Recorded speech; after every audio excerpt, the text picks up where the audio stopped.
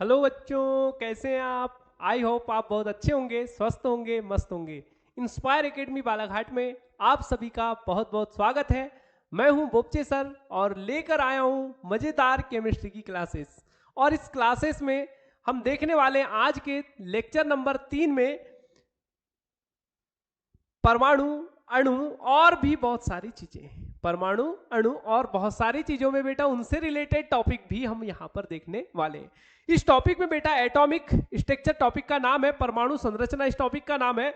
और इस टॉपिक में हम बहुत सारी बातें इस चैप्टर से रिलेटेड करने वाले हैं पीएटी 2024 के लिए, क्योंकि हमारा मेन लक्ष्य है बेटा पीएटी 2024। और हम इसमें चाहते हैं कि सारे के सारे बच्चे केमिस्ट्री में बहुत अच्छे नंबर लाएं, है ना। 100 में 100% केमिस्ट्री में नंबर आ जाने चाहिए। ठीक है बेटा, जितने क्वेश्चन आए सारे के सारे अच्छे से सॉल्व होना चाहिए। ये पूरा का पूरा हम केमिस्ट्री इस क्लासेस में करने वाले हैं। चलिए तो आगे की ओर बढ़ते हैं और आते हैं अपने टॉपिक पर बेटा।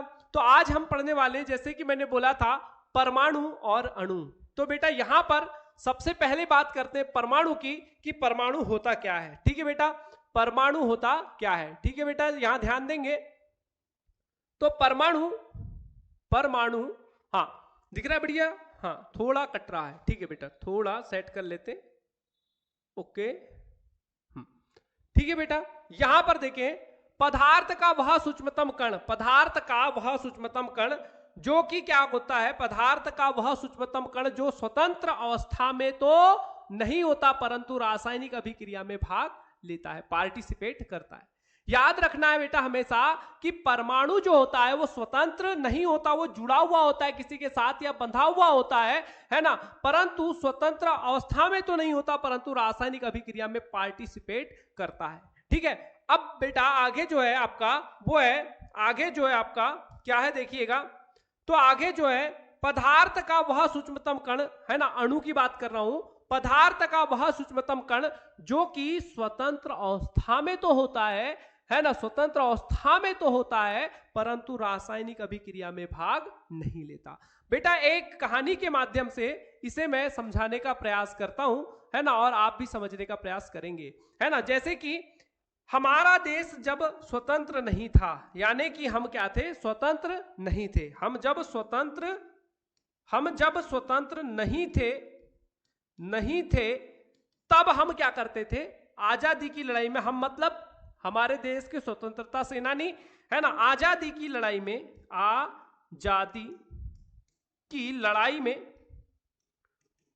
में क्या करते थे बेटा, भाग लेते थे। ठीक है, वैसे ही ये क्या है, स्वतंत्र नहीं है परंतु रासायनिक अभिक्रिया में भाग लेता है। ठीक है, कौन है ये, परमाणु। और अणु क्या होते हैं बेटा, कि ये स्वतंत्र अवस्था में तो होते हैं। देखो, पदार्थ का वह सूक्ष्मतम कण जो कि स्वतंत्र अवस्था में होता है, क्या होता है बेटा, स्वतंत्र अवस्था में होता है परंतु रासायनिक अभिक्रिया में भाग नहीं लेते, है ना, ये रासायनिक अभिक्रिया में बेटा भाग नहीं लेते हैं। ठीक है, तो ये बात आपको क्लियर हो गई होगी, समझ में आ रही होगी। ठीक है, आगे की ओर बढ़ते हैं और आगे की थोड़ी बात करते हैं बेटा। यहां लिखा है अणु के प्रकार, टाइप्स ऑफ मॉलिक्यूल्स। बेटा टाइप्स ऑफ मॉलिक्यूल्स में हम बात करते हैं अणु के प्रकारों की, कि अणु प्रकार कितने होते हैं, अणु के कितने प्रकार होते हैं। तो अणु बेटा दो प्रकार का होता है। जैसे सबसे पहला लिखा है समपरमाणविक अणु, होमो एटॉमिक मॉलिक्यूल, और देन सेकेंड होता है विषम परमाणविक अणु, हेट्रो एटॉमिक मॉलिक्यूल। होमो का मतलब होता है बेटा, होमो सम परमाणविक अणु, सम का मतलब है समान, सम का मतलब क्या बेटा, समान, है ना, समान। तो परमाणु का, परमाणविक का मतलब है परमाणु और अणु का मतलब होता है अणु। तो मतलब क्या डेफिनेशन इसकी बनती है, क्या परिभाषा बनती है, तो समान प्रकार के परमाणुओं से मिलकर बनने वाला अणु, समान प्रकार के परमाणुओं से मिलकर बनने वाला अणु ही समपरमाणविक अणु कहलाता है। उदाहरण की बात करें बेटा, उदाहरण की अगर बात करें तो जैसे H2 में दोनों ही H क्या है, समान है H2 अणु में, O2 अणु में दोनों ही अणु O है ना, और Br2 भी ले सकते हैं, इसमें भी दोनों ही अणु क्या है, Br है। O3 में दोनों ही अणु क्या है, ऑक्सीजन है, तीनों ही अणु ऑक्सीजन है, तो ये ओजोन था। ऐसे ही बहुत सारे अणु क्या है बेटा, समपरमाणविक अणु होते हैं, मतलब बेटा इनमें समान परमाणु पाए जाते हैं। ऐसे जब भी उदाहरण मिले आपको तो याद रखना ये समपरमाणविक अणु है। बात करें दूसरा जो अपना टॉपिक है, सॉरी इसी का दूसरा जो प्रकार है वो है विषम परमाणविक अणु। विषम मतलब बेटा अलग है ना, सम यानी समान था, विषम मतलब असमान, असमान परमाणु, असमान परमाणु से बना अणु, असमान परमाणु से मिलकर बनने वाला अणु क्या कहलाता है बेटा, विषम परमाणविक अणु कहलाता है। अब बात करते हैं बेटा इसकी उदाहरण की, तो उदाहरण इसमें भी क्या हो सकते हैं, देखिएगा ध्यान से, उदाहरण क्या हो सकते हैं, तो जैसे HCl, HCl में बेटा H अलग है, Cl अलग है, H अलग है, Cl अलग है। बात करें H2SO4 की, ये भी एक अणु है, तो इस अणु में बेटा हाइड्रोजन है, सल्फर है, ऑक्सीजन है, तीनों चारों अलग अलग है, ठीक है, तीनों अलग अलग है। H2O ये भी एक अणु है, इसमें हाइड्रोजन अलग है, ऑक्सीजन अलग है। तो बेटा यहां जो बात मैं कर रहा हूं समझ में आ रही होगी कि यहां पर समान प्रकार के परमाणुओं से मिलकर बना है ना, इसे समपरमाणविक अणु बोलते हैं, और ये विषम प्रकार के परमाणुओं से मिलकर बना है बेटा, इसलिए इसे विषम परमाणविक अणु कहते हैं, बोलते हैं। बात यहां पर क्लियर हो गई होगी, समझ में आ रही होगी कि समपरमाणविक अणु क्या है और विषम परमाणविक अणु क्या होते हैं। आगे की ओर बढ़ते हैं बेटा, आगे देखें तो आगे आते हैं अणु और परमाणु में क्या डिफरेंस है, क्या अंतर है, ठीक है, difference of atom and molecules. तो बेटा बात करते हैं एक अंतर की, तो अंतर में आपको पता है दो भागों में बता देता हूं इसे। तो पहला भाग बेटा यहां ले लेते हैं हम परमाणु, छोटा होता है इसलिए, और यहां ले लेते हैं अणु, क्योंकि परमाणुओं से मिलकर बनते हैं अणु। तो बात करते हैं सबसे पहले, तो यहां पर हमने अभी बात किया था ये स्वतंत्र नहीं होते, क्या नहीं होते बेटा, स्वतंत्र नहीं होते।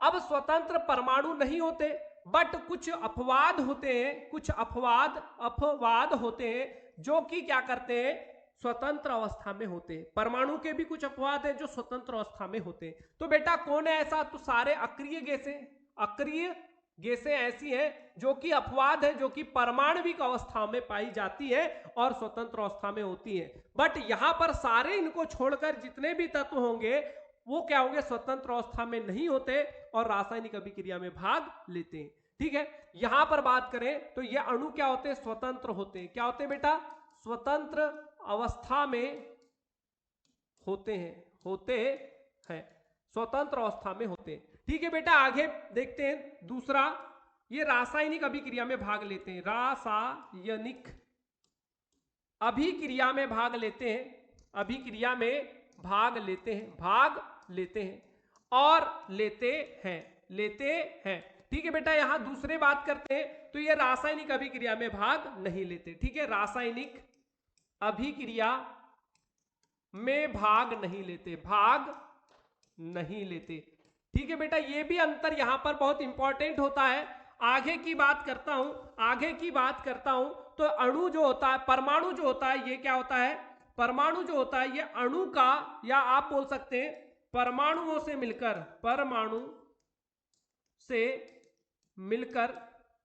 मिलकर अणु बनता है। क्या बनता है बेटा, अणु बनता है। तो अच्छा उधर आना चाहिए, ठीक है, उधर आना चाहिए। तो देखते हैं, उधर करते हैं इसको, हाँ ओके भैया, ठीक है बेटा, उधर करते हैं इसको, परमाणु से मिलकर अणु बनता है, उधर करेंगे। तो यहां पर तत्व कैसे है, तो ये परमाणु जो है, तो ये तत्व का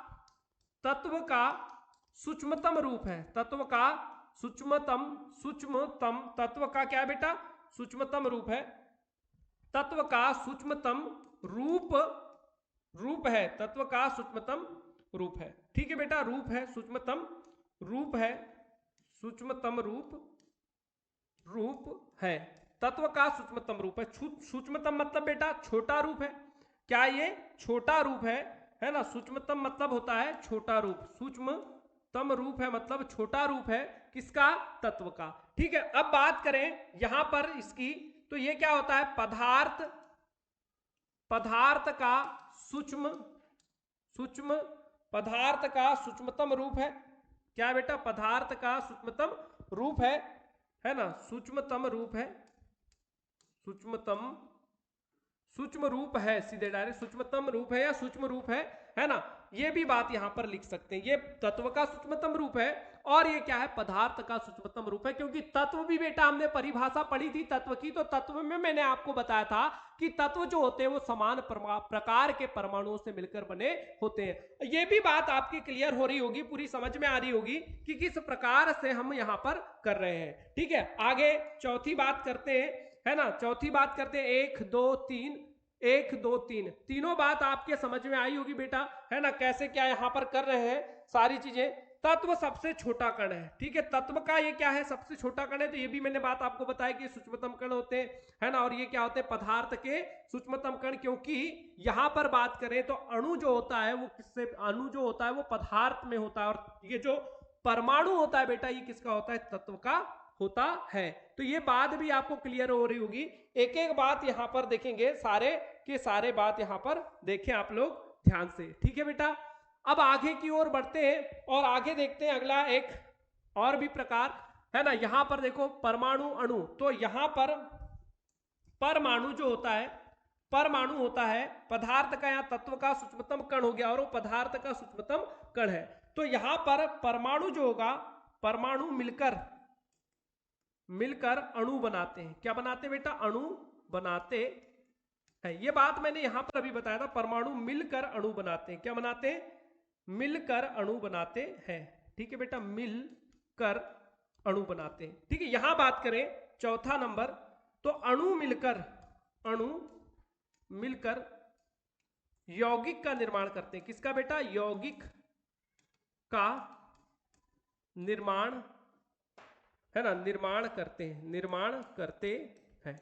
ठीक है बेटा, यौगिक का निर्माण करते हैं और एक किसका निर्माण करते हैं, अणु का निर्माण करते हैं। तो ये चार बातें मुख्य हो जाती है ना, किसमें, परमाणु और अणु के अंतर में। ठीक है बेटा, आगे की ओर बात करते हैं और आगे की ओर बढ़ते हैं, ध्यान में देखिएगा, है ना। तो ये चारों अंतर है परमाणु और अणु के बीच। ठीक है, अब आगे की ओर बढ़ते हैं और देखते हैं आगे अगला क्या है। तो आगे देखिए परमाणु क्रमांक, क्या है बेटा, परमाणु क्रमांक। ठीक है, परमाणु के नाभिक में उपस्थित कुल प्रोटॉनों की संख्या। ठीक है बेटा, परमाणु के नाभिक में उपस्थित कुल प्रोटॉनों की संख्या, या उदासीन परमाणु के नाभिक में उपस्थित कुल इलेक्ट्रॉनों की संख्या। यहां दो बात लिखी बेटा, सबसे ज्यादा आप श्योरिटी इसे देंगे, ये थोड़ी सी कम इंपॉर्टेंट है ना। कम इंपॉर्टेंस क्यों है, क्योंकि ये थोड़ी सी डिफरेंट टाइप की डेफिनेशन है, बट सबसे ज्यादा बोलना चाहिए, है ना, मुख्य डेफिनेशन होगी तो ये परमाणु के नाभिक में उपस्थित कुल प्रोटॉनों की संख्या ही क्या होगी बेटा, परमाणु क्रमांक होगी। अब बात परमाणु क्रमांक है, एटॉमिक नंबर की चल रही है, इसे बच्चा शो करते हैं, दर्शाते हैं जेड से। किससे दर्शाते हैं, जेड से। अब हमने देखा था कि ये परमाणु का ये नाभिक है, ये पहली कक्षा, ये दूसरी कक्षा अगर होती है ना, तो ऐसी परमाणु की अनेक कक्षाएं, ऐसी परमाणु के नाभिक के चारों ओर अनेक कक्षाएं हो सकती है बेटा। और इसमें ये जो होता है आपका, ये नाभिक कहलाता है, और ये जो होता है ये कक्षा कहलाती है। ये मैंने आपको पहले बता चुका हूं। और इस नाभिक में प्रोटॉन होता है और न्यूट्रॉन होता है, और यहां पर इलेक्ट्रॉन होते हैं। और ये प्रोटॉन की संख्या ही, ये जो बेटा प्रोटॉन है, इन प्रोटॉन की संख्या, ये पी प्रोटॉन जो होते हैं, जो कि कहां होते हैं, नाभिक में। कहां होते हैं बेटा, नाभिक में जो ये प्रोटॉन होते हैं, इन्हीं की संख्या, प्रोटॉन की संख्या ही क्या होती है, परमाणु क्रमांक कहलाती है। परमाणु क्रमांक कहलाती है ना, कहलाती है, परमाणु क्रमांक कहलाती है। ठीक है बेटा, यहां तक की बात तो समझ में आ रही है। एक दो उदाहरण भी हो जाए, तो उदाहरण के तौर पर जैसे सोडियम का सबसे फेमस एग्जांपल लेता हूं मैं, है ना। सोडियम का परमाणु क्रमांक 11 है, मतलब यहां पर जेड कितना है, 11 है, तो यहां पर प्रोटॉनों की संख्या भी कितनी होगी बेटा, प्रोटॉनों की संख्या भी 11 ही होगी। पी की संख्या भी कितनी होगी, 11 ही होगी। बट दूसरी डेफिनेशन पर आता हूं, उदासीन परमाणु में उपस्थित कुल इलेक्ट्रॉन की संख्या भी परमाणु क्रमांक होती है। तो बेटा यहां पर बात करें, अभी फिर से यहां सोडियम का लेते हैं एग्जांपल, तो सोडियम में अभी Z बराबर 11 है, P भी यहां पर 11 है, और यहां पर E भी अभी 11 है। E भी अभी क्या है, 11 है। क्यों 11 है बेटा, अभी ये क्या है, उदासीन है। क्या है ये, उदासीन है। क्या ये उदासीन है? बट आगे बात करता हूं कि अगर इस पर कोई चार्ज लग जाए, ठीक है, तो बेटा यहां पर देखते हैं, अगर इस पर कोई चार्ज लग जाए, किस पर? सोडियम पर, मतलब ये अभी अब क्या है? उदासीन नहीं है, उदासीन नहीं है। जब ये उदासीन नहीं होगा बच्चा, तो यहां पर प्लस मतलब आपको पता है, प्लस मतलब एक इलेक्ट्रॉन किसी को दे चुका है, तो यहां पर इसके पास अभी अगर सोडियम प्लस की बात करूं तो इसके पास P बराबर 11 है, Z बराबर भी 11 होगा, परंतु इलेक्ट्रॉन यहां हो जाएंगे 10। कितने हो जाएंगे? 10। तो जब उदासीन ये नहीं होता, कोई भी तत्व उदासीन जब नहीं होता, तो उसका आवेश होता है, और आवेश धनावेश होता है या ऋणावेश होता है। अब धनावेश होगा तो वो इलेक्ट्रॉन, जितना धनावेश उतने इलेक्ट्रॉन त्यागता है, और जितना ऋणावेश उतने इलेक्ट्रॉन ग्रहण करता है। अब ग्रहण करता या त्यागता है तब की कंडीशन में, यानी कि जब वो उदासीन नहीं होता तब की कंडीशन में इलेक्ट्रॉनों की संख्या को उसका परमाणु क्रमांक नहीं बोला जा सकता। इसीलिए हमने लिखा है कि उदासीन परमाणु में उपस्थित कुल इलेक्ट्रॉन की संख्या, यानी उदासीन होगा तब ही परमाणु में इलेक्ट्रॉन की कुल संख्या क्या कहलाएगी? परमाणु क्रमांक कहलाएगी। और उदासीन अगर वो बेटा नहीं होता है तो वो संख्या परमाणु क्रमांक नहीं कहलाने वाली है। क्लियर है बातें? चलिए आगे की ओर बढ़ते हैं बेटा, है ना। परमाणु क्रमांक, एटॉमिक नंबर, जैसे सोडियम का 11 था, ऐसे बहुत सारे हमारे पास तत्व हैं जिनके परमाणु क्रमांक अलग अलग होते हैं। हाँ, पहले अगर बात करें तो ये बहुत पहले इनकी खोज नहीं हुई थी। परमाणु क्रमांक की बारे में बताने वाले वैज्ञानिक थे मोजले। कौन थे बेटा? मोजले, है ना। मोजले ने इसके बारे में बताया था, परमाणु क्रमांक के बारे में। और इसने जब इसकी खोज की, और खोज करने के बाद आपको पता होगा कि एक सारणी का निर्माण किया था। क्या किया था बेटा? एक सारणी का निर्माण किया था जिसका नाम था आधुनिक आवर्त सारणी। क्या था बेटा? आधुनिक आवर्त सारणी। तो यह आधुनिक आवर्त सारणी का निर्माण मोजले ने किया था, और किसके आधार पर किया था बेटा? परमाणु क्रमांक के आधार पर। तो ये बात भी एक इंपॉर्टेंट बात है जो कि हमें क्वेश्चन के रूप में कई बार पूछी जाती है, ठीक है, तो ये भी हमें पता होनी चाहिए। चलिए आगे आते हैं। आगे का जो अपना इसी चैप्टर से रिलेटेड टॉपिक है परमाणु द्रव्यमान, एटॉमिक मास। तो बेटा अभी हमने परमाणु क्रमांक पढ़ा, परमाणु क्रमांक को Z से दर्शाते थे बेटा, इसे A से दर्शाते हैं। किससे बेटा? A से, ठीक है, कैपिटल A से इसे दर्शाया जाता है। अब बात करें क्या इसकी डेफिनेशन है, तो क्या है? परमाणु के नाभिक में, नाभिक की बात अगर करूं तो आपके दिमाग में बात आ रही होगी कि अभी तो सर आपने बताया था नाभिक, है ना, अभी हमने बताया था नाभिक। नाभिक क्या थे? तो ये बेटा एक गोल गोल सर्कल, 1 2 ऐसे बना सकते हैं, 3, है ना। ये क्या है? गोल गोल कक्षाएं हैं जो कि परमाणु के नाभिक के चारों ओर होती है। नाभिक में कौन होता है बेटा? तो नाभिक में आपको बता दूं, यहां होते हैं P+, है ना। क्या होते हैं? यहां पर दो ही चीज होती है, एक होता है P और एक होता है N। एक होता है P और एक होता है N। P और N का क्या मतलब है? P मतलब प्रोटॉन, N मतलब न्यूट्रॉन। इन दोनों की संख्या ही कहलाती है परमाणु द्रव्यमान। मतलब यहां पर याद रखिए, प्रोटॉन प्लस न्यूट्रॉन का योग ही क्या कहलाता है बेटा? परमाणु द्रव्यमान कहलाता है। जो कि दोनों ही कहां होते हैं? परमाणु के नाभिक में। कहां होते हैं बच्चा? नाभिक में पाए जाते हैं। यह बात तो आपको क्लियर हो रही होगी। अब बेटा आगे की बात करते हैं कि परमाणु के नाभिक में उपस्थित कुल प्रोटॉन और न्यूट्रॉन की संख्या, ठीक है बेटा, है ना। बट एक चीज है कि इन्हें सम्मिलित रूप से कहा जाता है बेटा, परमाणु के नाभिक में उपस्थित न्यूक्लियन मतलब होता है बेटा प्रोटॉन प्लस न्यूट्रॉन, इन दोनों के योग को कहते हैं न्यूक्लियन की संख्या भी इसे बोला जा सकता है। तो ठीक है, ये बात कई बार कंफ्यूज करती है। तो परमाणु के नाभिक में उपस्थित कुल न्यूक्लियन की संख्या भी क्या होती है? परमाणु द्रव्यमान कहलाती है, क्योंकि न्यूक्लियन की संख्या ही प्रोटॉन और न्यूट्रॉन का योग होता है। ठीक है बेटा, आगे आते हैं और आगे देखिए यहां लिखा है A बराबर P+N। A बराबर P+N मतलब क्या है? परमाणु भार, परमाणु द्रव्यमान भी बोलते हैं इसे, भार भी बोलते हैं। परमाणु द्रव्यमान या भार बराबर होता है बेटा proton proton plus neutron, proton plus neutron. ठीक है बेटा, दोनों ही होते हैं। प्रोटॉन की संख्या और न्यूट्रॉन की संख्या दोनों को जब जोड़ दिया जाता है, ऐड कर दिया जाता है, तो हमें क्या प्राप्त हो जाता है? परमाणु द्रव्यमान या परमाणु भार। ठीक है बेटा, ये बात तो हमें समझ में आई, ये बात तो हमें समझ में आ रही है। बट इन दोनों को कहते हैं न्यूक्लियन की संख्या, ये भी समझ में आ रही होगी। परंतु कभी कभी हमें अगर न्यूट्रॉन की संख्या निकालने बोलता है, सबसे ज्यादा जरूरत पड़ती है यहां पर इस सूत्र की, A बराबर P प्लस N। इस सूत्र की तो ठीक है, हमें प्रोटॉन की संख्या तो परमाणु क्रमांक से भी पता चल जाती है, बट हमें न्यूट्रॉन की संख्या निकालना होता है, तब हमें इस सूत्र का उपयोग और करना होता है। N बराबर, इसे इस तरफ ला लेंगे। आपको पता होगा कि जब भी कोई चीज बराबर के इधर लाई जाती है, ट्रांसफर कर दी जाती है, तो ये माइनस में आ जाएगी, तो A माइनस क्या हो जाता है? P। तो ये हमारा हो गया सूत्र। अब बेटा ये तो समझ में आ रहा है कि अब P प्रोटॉन कहां से देखें, तो बेटा यहां देखिए, इसी सूत्र का और एक फॉर्म लिखता हूं मैं। N बराबर यानी कि न्यूट्रॉन की संख्या बराबर A मतलब होता है भार, A मतलब होता है परमाणु भार या द्रव्यमान, माइनस परमाणु क्रमांक। क्या होता है बेटा? क्रमांक। भार माइनस क्रमांक बराबर होता है न्यूट्रॉनों की संख्या। क्या हो गई बेटा?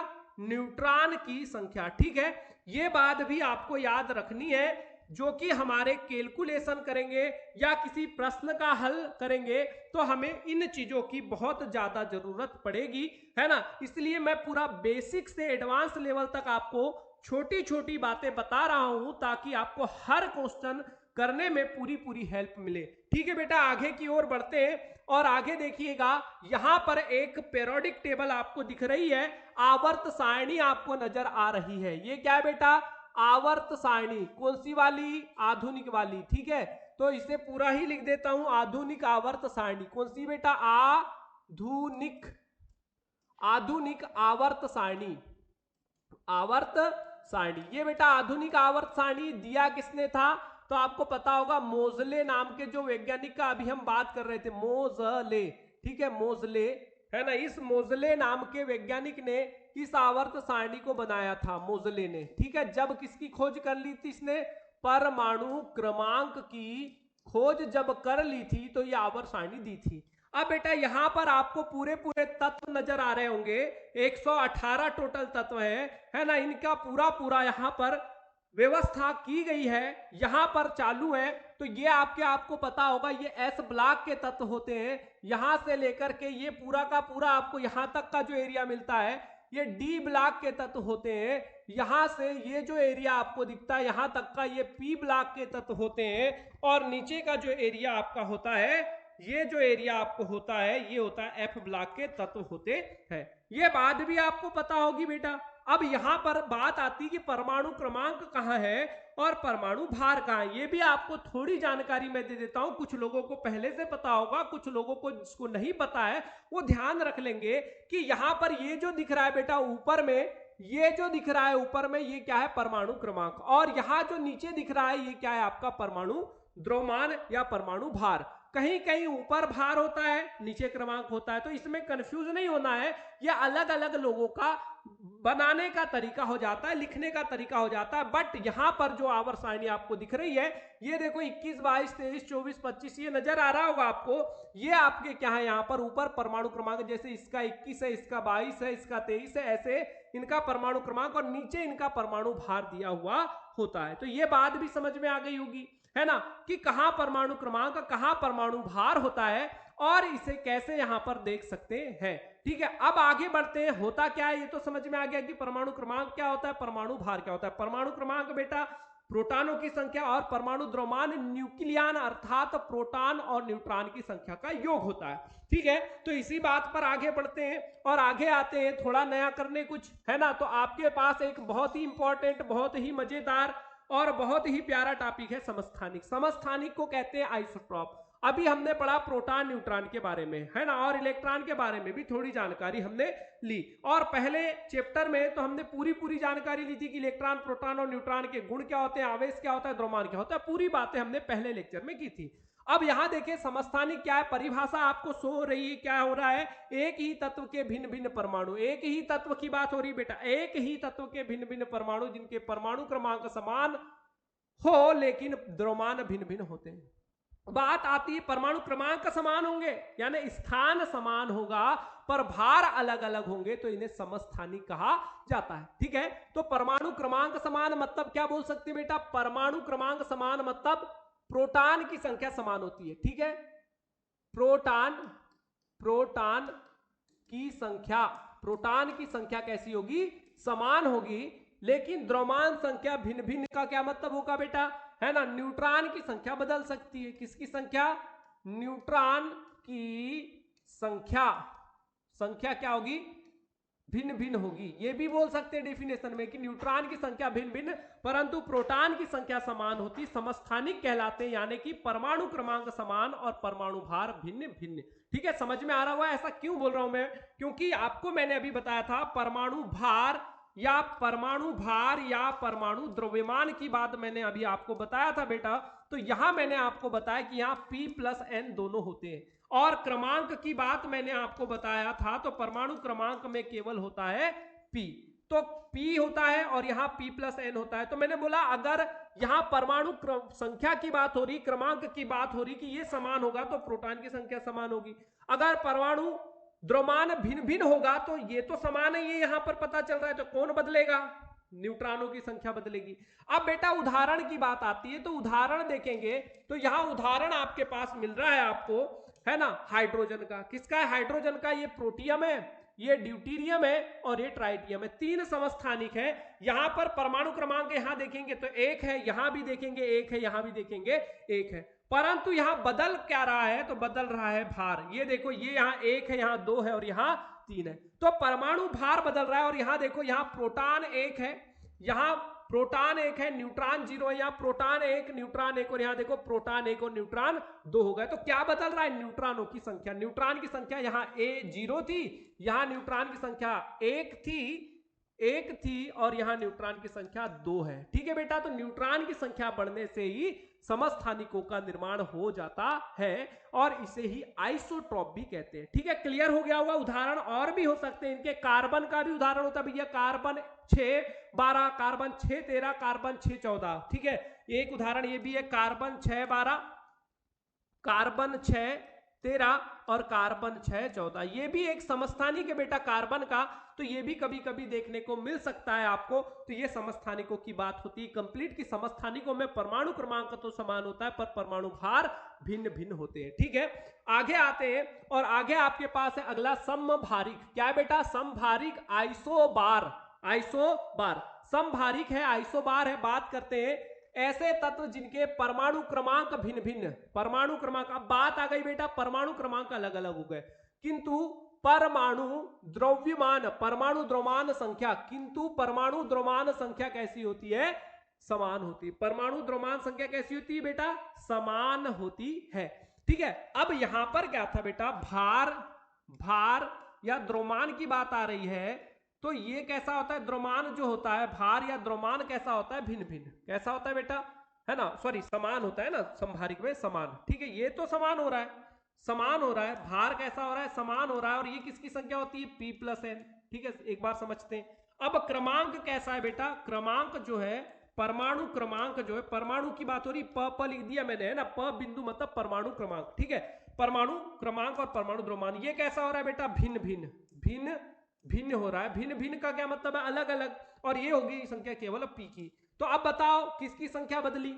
तो बेटा परमाणु क्रमांक अलग अलग मतलब प्रोटॉन की संख्या बदलते जाएगी और न्यूट्रॉन की संख्या कैसी होगी? समान रहेगी, है ना। तो कुछ तो यहां पर समझ में आ रहा होगा कि किसकी संख्या बदल रही है। यहां पर प्रोटॉन की संख्या बदलते जा रही, क्योंकि परमाणु क्रमांक अलग अलग होते जा रहे हैं। यहां पर 8 थे, 18 थे, 18 मतलब प्रोटॉन की संख्या 18 है ना। और यहां पर प्रोटॉन की संख्या 19 है और यहां पर प्रोटॉन की संख्या 20 है ना। तो परमाणु क्रमांक अलग अलग परंतु परमाणु भार क्या हो रहे हैं? समान हो रहे हैं। यानी परमाणु भार यहां पर भी 40 है, यहां पर भी 40 है, यहां पर भी। पर ये नहीं बोल सकते बेटा कि न्यूट्रॉन की संख्या भी समान होगी, क्योंकि बात यहां अलग अलग तत्वों की। तो यहां पर डेफिनेशन में एक शब्द भी लिखा होगा, ऐसे तत्व जिनके, यहां एक ही तत्व नहीं लिखा, इसके पहले की डेफिनेशन में एक बात देखेंगे, एक ही तत्व लिखा था बेटा। क्या लिखा था? एक ही तत्व के। ठीक है, भिन्न भिन्न परमाणु। यहां एक तत्व की बात थी और यहां बेटा अलग अलग तत्वों के या ऐसे तत्वों के लिखा है। तो ऐसे तत्व मतलब अलग अलग तत्व, एक तत्व की तो बात किया नहीं। तो अलग अलग तत्वों के परमाणु क्रमांक जिनके परमाणु क्रमांक भिन्न भिन्न, ऐसे तत्व जिनके परमाणु क्रमांक भिन्न भिन्न, मतलब आप ये भी बोल सकते हैं कि अलग अलग तत्वों के अलग अलग परमाणु जिनके परमाणु क्रमांक भिन्न भिन्न और परमाणु भार समान होते हैं, समभारिक कहलाते हैं। क्या कहलाते हैं? समभारिक कहलाते हैं। ठीक है, तो यहां पर प्रोटॉन की संख्या सभी में कितनी आ गई? 20, सॉरी सभी में कितनी है? 18, 19, 20। तो ये तो परमाणु क्रमांक भिन्न भिन्न हो गए। परमाणु भार समान होते हैं, मगर परमाणु भार क्या होते हैं? समान होते हैं। ठीक है, तो यहां पर न्यूट्रॉन की संख्या से कोई लेन देन नहीं है, क्योंकि यहां पर बात ये कि अलग अलग तत्वों की बात यहां पर हो रही है बेटा। ठीक है, तो यहां पर जो है आर्गन है, यहां पर पोटेशियम है, यहां पर कैल्शियम है। तो बात समझ में आ रही होगी, परमाणु द्रव्यमान में क्या, सॉरी परमाणु द्रव्यमान समान परंतु परमाणु क्रमांक भिन्न भिन्न समभारिक कहलाते हैं। आगे उदाहरण था ये। आगे आते हैं अगले टॉपिक पर। टॉपिक अगला है बेटा सम न्यूट्रॉनिक। नाम से ही है, सम मतलब समान, सम मतलब समान, और न्यूट्रॉनिक मतलब न्यूट्रॉन। ठीक है, न्यूट्रॉनिक मतलब न्यूट्रॉन। ठीक है, तो समान होंगे बेटा जिसमें न्यूट्रॉन समस्थानिक कहलाएगा, है ना। समान जिसमें होंगे न्यूट्रॉन समस्थानिक कहलाएगा। ठीक है, तो भिन्न भिन्न तत्वों के भिन्न भिन्न परमाणु जिनके नाभिक में न्यूट्रॉनों की संख्या समान होती है, समस्थानिक कहलाते, सम न्यूट्रॉनिक कहलाते। क्या कहलाते? सम न्यूट्रॉनिक कहलाते हैं। अब बेटा उदाहरण की बात आती है, तो उदाहरण देखते हैं क्या हो सकता है। उदाहरण, तो उदाहरण देखते हैं। तो उदाहरण में सबसे पहला लेते हैं पोटेशियम। पोटेशियम होता है बेटा 15-30 परमाणु भार, और पोटेशियम के बाद ले लेते हैं सल्फर। सल्फर होता है 16-31। न्यूट्रॉनों की संख्या निकालना अभी बताया था 2 मिनट पहले, है ना। A बराबर P प्लस N, इस सूत्र को बदल के निकालते हैं तो N बराबर A माइनस P मतलब P होती है जेड। P मतलब जेड, मतलब क्या कि जेड मतलब परमाणु क्रमांक, और परमाणु क्रमांक प्रोटॉनों की संख्या होती है। तो आगे देखिएगा कैसे करेंगे। तो N बराबर न्यूट्रॉनों की संख्या निकालना है, तो ये बेटा जेड बराबर 15 और ये है A बराबर 30। ठीक है, यहां पर भी जेड बराबर 16 और A बराबर 31। तो यहां पर देखिए जेड बराबर 15, तो 15 है ना, सॉरी ऊपर वाले को लेंगे पहले 30। A का मान है 30 और 15। ठीक है, यहां पर दूसरे वाले में आएंगे तो n बराबर 31 माइनस 16, यहां पर घटा देंगे तो आएगा 15। न्यूट्रॉनों की संख्या बेटा 15 आ गई, और यहां पर देखते हैं कि न्यूट्रॉनों की संख्या 31 में से 16 गए तो यहां भी आ गई 15। मतलब दोनों में आप क्या देख रहे हैं, तो दोनों में आपको एक चीज समान मिल रही होगी कि यहां पर क्या है, न्यूट्रॉनों की संख्या कैसी है बेटा? समान न्यूट्रॉनों की संख्या है, और समान न्यूट्रॉनों की संख्या है तो ये दोनों एक दूसरे के क्या है? सम स्थानिक है। सम स्थानिक नहीं बेटा, सम न्यूट्रॉनिक। क्या है बेटा? सम न्यूट्रॉनिक है, सम न्यूट्रॉनिक है। ठीक है, इस बात का ध्यान रखें, है ना, कि ये सम न्यूट्रॉनिक एक दूसरे के होंगे। कौन? फास्फोरस 15 और सल्फर 16, ये दोनों के एक दूसरे के क्या है? सम न्यूट्रॉनिक है। ठीक है, क्लियर है, समझ में आ रहा होगा, है ना। इन दोनों की बात किया मैंने, एक उदाहरण ये और दूसरा उदाहरण ये। ठीक है, क्लियर है। अब आगे की ओर बढ़ जाते हैं, बढ़ते हैं और देखते हैं आगे का टॉपिक, है ना। आगे है सम इलेक्ट्रॉनिक। सम मतलब बेटा समान, और इलेक्ट्रॉनिक मतलब इलेक्ट्रॉन। ठीक है, तो जिसमें होंगे समान इलेक्ट्रॉन, ऐसे परमाणुओं को सम इलेक्ट्रॉनिक बोलेंगे। क्या बोलेंगे? सम इलेक्ट्रॉनिक। हाँ, यहां पर एक बार डेफिनेशन की बात भी कर देता हूं। सम न्यूट्रॉनिक में भिन्न भिन्न तत्वों के भिन्न भिन्न परमाणु कर दिया था। चलो ठीक है, आगे। हाँ, यहां पर क्या है बात बेटा, ध्यान से सुनिएगा। भिन्न भिन्न तत्वों के भिन्न भिन्न आयन, या परमाणु की बात नहीं होती, भिन्न भिन्न तत्वों के भिन्न भिन्न आयन, क्योंकि आयनों में ही इलेक्ट्रॉन समान हो सकते हैं। ठीक है, भिन्न भिन्न तत्वों के भिन्न भिन्न आयन जिनके इलेक्ट्रॉन की संख्या समान होती है, जिनमें किनकी इलेक्ट्रॉन की संख्या बेटा समान होती है, सम इलेक्ट्रॉनिक कहलाते हैं।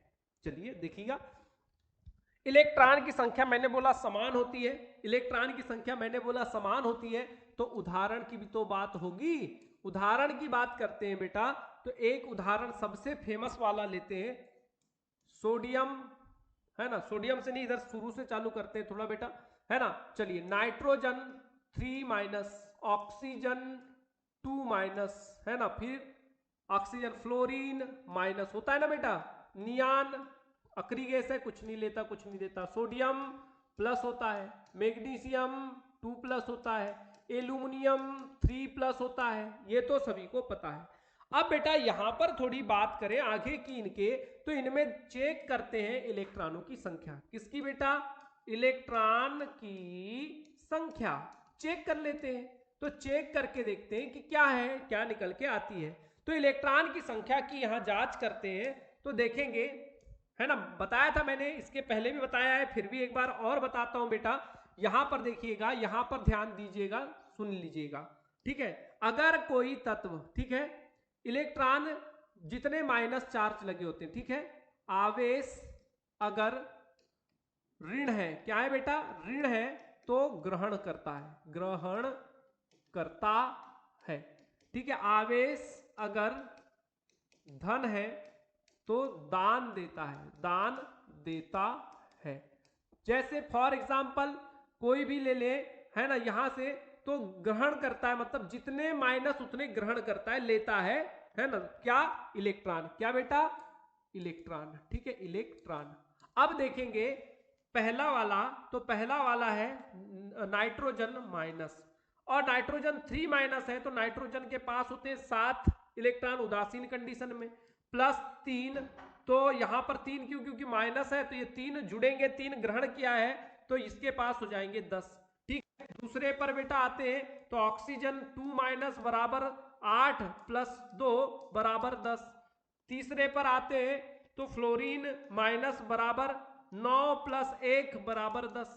और यहां पर बेटा आगे आते हैं नियान, तो ये तो लेता ही नहीं है, तो 10 माइनस 10 प्लस 0 बराबर 10। आगे पांचवे पर आ जाते हैं, पांचवा कौन है? मैग्नीशियम, मैग्नीशियम 2 प्लस है, सॉरी सोडियम है, तो सोडियम को देखते हैं। हाँ, पांचवें नंबर पर है सोडियम प्लस, तो सोडियम प्लस में देखेंगे तो सोडियम प्लस का हो जाएगा बेटा 11, है ना, 11 माइनस 1, क्योंकि प्लस मतलब एक त्याग रहा है, तो त्यागेगा एक, तो हो जाएंगे 10। आगे आते हैं छठवें नंबर पर, तो मिल जाएगा मैग्नीशियम 2 प्लस, मतलब यहां बेटा 12 और 2 दे देगा, हो जाएंगे 10। और यहां बेटा आगे एल्यूमिनियम है, एल्यूमिनियम 3 प्लस है, तो यहां पर 13 माइनस 3 बराबर 10, यानी कि इलेक्ट्रॉन यहां पर 10 10 10 और यहां पर भी इलेक्ट्रॉन 10 10 10। मतलब ये सारे एग्जाम्पल जो आप देख रहे हैं सारे के सारे सम इलेक्ट्रॉनिक है, और इस टॉपिक से आपको लगभग एक क्वेश्चन जरूर पूछता है हर साल। 1 से 2 क्वेश्चन बेटा इस टॉपिक पर डिपेंडेंट होते हैं, इस टॉपिक पर निर्भर होते हैं। इसलिए मेरा रिक्वेस्ट है, मेरी कहना है मेरा, कि इस पूरे टॉपिक को आप बहुत अच्छे से देखें, बहुत ध्यान से देखें कि इस टॉपिक को करते कैसा है, इसके क्वेश्चन कैसे बनेंगे, ठीक है, क्योंकि एक क्वेश्चन इस टॉपिक से जरूर आता है, ठीक है बेटा। आज के लिए यहीं तक की क्लास लेते हैं। हमने देखा है पूरा अणु परमाणु से लेकर के सम इलेक्ट्रॉनिक तक के पूरे टॉपिक। आगे की क्लास में हम इसके आगे का और भी भाग है, इसे देखेंगे। हमारा टॉपिक जो चल रहा है परमाणु संरचना, इससे पूरे के पूरे जितने क्वेश्चन आते हैं मैं डिटेल में आपको पूरी जानकारी दूंगा, है ना। अगर आपको वीडियो बहुत अच्छा लगे, बहुत पसंद आता है, आपके लिए बहुत आवश्यक है ना, तो अपने दोस्तों को भी ये वीडियो शेयर करें और वीडियो को लाइक करें, चैनल को सब्सक्राइब करें। बस इतनी ही मेरी बात है। Okay, thank you.